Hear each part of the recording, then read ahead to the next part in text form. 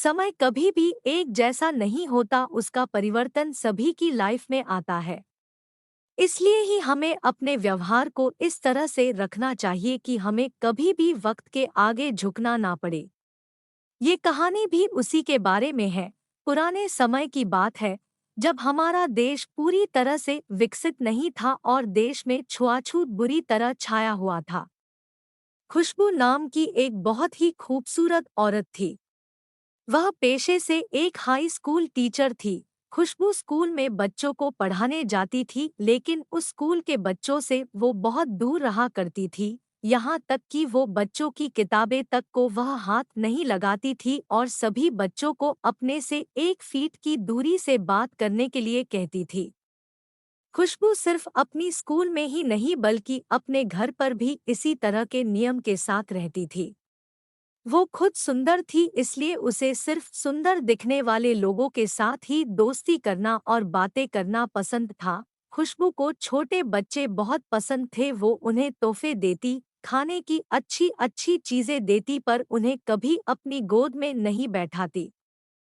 वो दूर से ही उन्हें पुकारती और उनके साथ बात करती। खुशबू हर वक्त अपने आप को दूसरों से ज्यादा स्वच्छ मानती थी और वो किसी को भी अपने पास नहीं आने देती थी। घर पर भी उसके बिस्तर, कपड़े आदि को वो परिवार के दूसरे सदस्यों से दूर ही रखती और किसी को भी छूने नहीं देती। वक्त बीतता जा रहा था।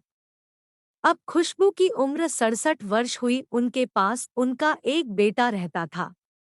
वक्त के बदलाव के साथ अब खुशबू का भी शरीर उसका साथ नहीं दे रहा था और उसे एक बहुत बुरी बीमारी हो गई थी।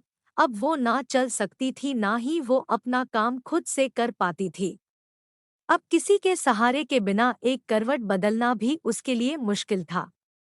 उसका बेटा उसकी पूरी तरह से सेवा करता था, फिर भी खुशबू कई बार कई घंटों गंदगी में पड़ी रहती थी। जिन नौकरों से खुशबू अपने आप को दूर रखती थी, आज वो उनके सहारे के बिना एक पल भी नहीं रह सकती थी। खुशबू दिल की बुरी नहीं थी, पर जीवन में जिन बातों को लेकर वह सबसे ज्यादा चिढ़ती थी और अनजाने में ही सही पर दूसरों का दिल दुखाती थी, बुढ़ापे में उन्हें उन्हीं सब बातों का सामना करना पड़ा और वो मन ही मन अपने आप को कोसती थी।